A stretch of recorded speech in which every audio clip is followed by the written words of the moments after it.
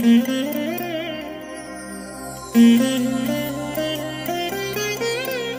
దినం పరము నుండి దిగివచ్చు మాట. ఇది నీ జీవితానికి వెలుగుల బాట. నీ ఒడిలో ఉంచబడిన దీవెనల మూట, అద్భుతాల ఆనంద ఊట. జూలై 17. సంవత్సరమంతా మీరు బైబిల్ చదివి ముగించడానికి ఈరోజు మీరు చదవలసిన లేఖన భాగము ఉదయం 18 మరియు 19 కీర్తనలు, సాయంత్రం అపోస్తుల కార్యములు 20వ అధ్యాయము 17 నుండి 38వ వచనం వరకు. ప్రియమైన దేవుని బిడ్డలారా, ఈ ఉదయకాల సమయంలో ప్రభు యొక్క కృప మీకందరికీ తోడైనగాక. ఎలా ఉన్నారు? బాగున్నారు కదూ? దేవుడే మన ఆశ్రయ దుర్గమైనప్పుడు మనం దేనికిని భయపడవలసిన అవసరమే లేదు. ఆయన అబ్రామా, నేను నీకు కేడము, నువ్వు భయపడకుము అని సెలవిచ్చారు. అబ్రహాముతో చెప్పిన అదే మాట ఈ ఉదయం ప్రభువారు మీతో చెప్తున్నారు. భయపడవద్దు. క్రీస్తునందు దేవుని బిడ్డలారా, ఈ ఉదయకాలం ప్రభువారు మనకిచ్చిన వాక్య భాగాన్ని చదువుకుందాం.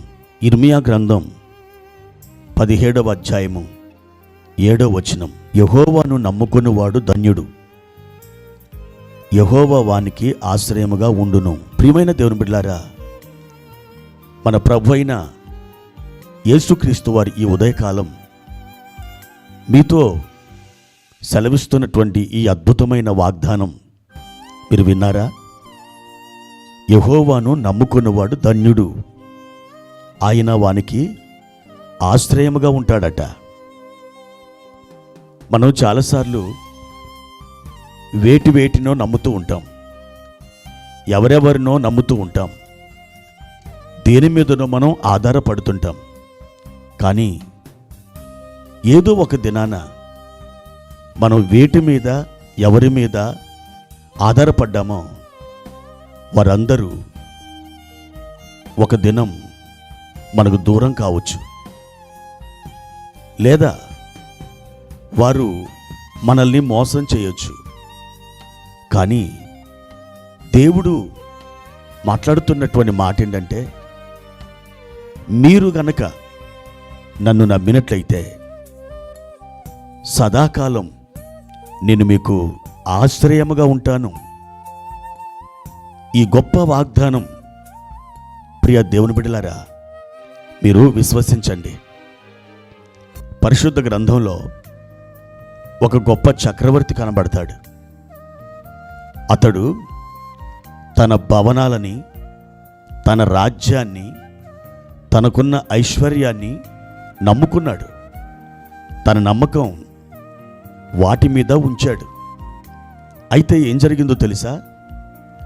ఒకానొక దినం అతడు అరణ్యానికి తరమబడ్డాడు. ఆ అడవుల్లో 7 సంవత్సరాలు ఎద్దు వలె గడ్డి మేశాడు. ఎండకి ఎండాడు, వానకి తడిచాడు, చలికి గడగడ వణికాడు. అతని యొక్క గోళ్ళు పక్షిరాజు గోళ్ళ వలె మారిపోయినాయట. తన భవనాల్ని, తన రాజ్యాన్ని, తన ప్రభావ మహత్యాన్ని నమ్ముకున్న ఆ రాజు ఎద్దు వలె గడ్డి మేసిన పరిస్థితులు అతనికి ఎదురుపడ్డాయి. ఆ చక్రవర్తి ఎవరో కాదు, నెబుకద్నెజర్. పరిశుద్ధ గ్రంథంలో మరొక వ్యక్తి ఉన్నాడు. అతడు తన గోడౌన్ నమ్ముకున్నాడు. సంవత్సరాలకు తరబడిన పంట నేను నీకు సమకూర్చాను, తినుము, త్రాగుము, సుఖించుము అని తన ప్రాణంతో చెప్పుకున్నాడు. అయితే ఏం జరిగింది? ఆ రాత్రి నీ ప్రాణాన్ని అడుగుచున్నారు అని ఒక దైవస్వరం వినబడింది. ప్రియ దేవుని బిడ్డలారా, తన గోడౌన్ నమ్ముకున్న అతడు ప్రాణం పోగొట్టుకున్నాడు. యేసుక్రీస్తు ప్రభువారు చెప్పినటువంటి ఒక ఉపమానం ఉంది. ఆ ఉపమానంలో కొందరు సేవకుల్ని ఆ రాజు విందుకు రండి అని చెప్పడానికి అనేక ప్రాంతాలకు పంపించాడు. కానీ ఒకడు తన భార్యను నమ్మి ఆ విందులో పాలు పంచుకోకుండా అట్టి ధన్యకరమైన స్థితిని పోగొట్టుకున్నాడు. అతడు అన్నాడు, నేను ఒక స్త్రీని పెళ్లి చేసుకున్నాను, నేను ఇప్పుడు రాలేను అన్నాడు. గొప్ప విందుని అతడు పోగొట్టుకున్నాడు. తన భార్య మీద నమ్మకం ఉంచిన వానికి జరిగినటువంటి భయంకరమైన పరిస్థితి. బంగారమును, వెండిని, మంచి వస్త్రాలని నమ్ముకున్న వ్యక్తి నాశనం చేయబడ్డాడు. అతడు ఎవరో కాదు, ఆకాను. ఈ విధంగా ప్రియమైన దేవుని బిడ్డలారా, బైబిల్ గ్రంథంలో చాలామంది వ్యక్తులు దేనినో వేటినో నమ్ముతూ అసలైన దానిని వాళ్ళు పోగొట్టుకున్నారు. ప్రియ సహోదరుడా, సహోదరి, మీరు దేన్ని నమ్ముతున్నారు? గోడౌన్స్ నమ్ముతున్నారా? బంగారాన్ని నమ్ముతున్నారా? భవనాలను నమ్ముకుంటున్నారా? మీ నమ్మకానికి ఆధారం ఒకవేళ ఈ లోక సంబంధమైనది ఏదైనా అయితే అది ఒకరోజు మీ నుండి మీకు దూరం అయిపోతుంది. కానీ దేవుని గనక నమ్మితే ఎప్పుడు కూడా మీరు నష్టపోరు. అది గొప్ప లాభప్రాప్తిని మీకు కలిగిస్తుంది. కాబట్టి ఈ ఉదయకాల సమయంలో మీరందరూ కూడా ప్రభువుని నమ్మండి. ఆయన మీద మీరు భారం వేయండి. ఆయన తప్పకుండా ఒక శ్రేష్టమైన గమ్యస్థానానికి తీసుకుని వెళ్తాడు. ఆయన మీద నమ్మకం ఉంచువాడు ఎన్నడూ కూడా చెడిపోడు.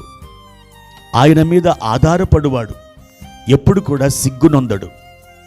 ఆయన తట్టు చూచువాడు ఎప్పుడు కూడా అవమాన పాలు కాడు. ఎందుకనంటే ఆయన వైపు చూచిన వారిని ఆయనే రక్షిస్తాడు, ఆయనే కాపాడుతాడు, ఆయనే భద్రపరుస్తాడు, ఆయనే ఆదరిస్తాడు. వారికి ఒక మహిమ వస్త్రంగా ఆయన వారికి ఉండిపోతాడు. కనుక మీరు దేవుని మీదనే నమ్మకం ఉంచండి, ఆయననే నమ్ముకొనండి. ప్రభు కృప మీకు తోడైనగాక. ప్రార్థన. ప్రియమైన తండ్రి, మీ పరిశుద్ధమైన నామానికి వందనాలు. ఈ ఉదయకాల సమయంలో మాతో మాట్లాడినందుకై స్తోత్రం. ఈ లోకంలో మేము ఎవరిని దేనిని నమ్మినా ఒక దినం ప్రభువా మేము మోసపోతాం. కానీ మీ మీద ఆధారపడినప్పుడు, మిమ్మల్ని నమ్మినప్పుడు ఎప్పుడు కూడా మేము మోసపోము. మా ఆధారము నీవే, మా ఆశ్రయము నీవే. మా ప్రియ తండ్రి, నీ వైపు మేము చూస్తున్నాం. మీరు కనికరించి కృపను చూపించి మహిమ ఘనత ప్రభావాలు పొందుకొనుమని యేసుక్రీస్తు నామంలో అడిగి వేడుకుంటున్నాము తండ్రి. ఆమేన్.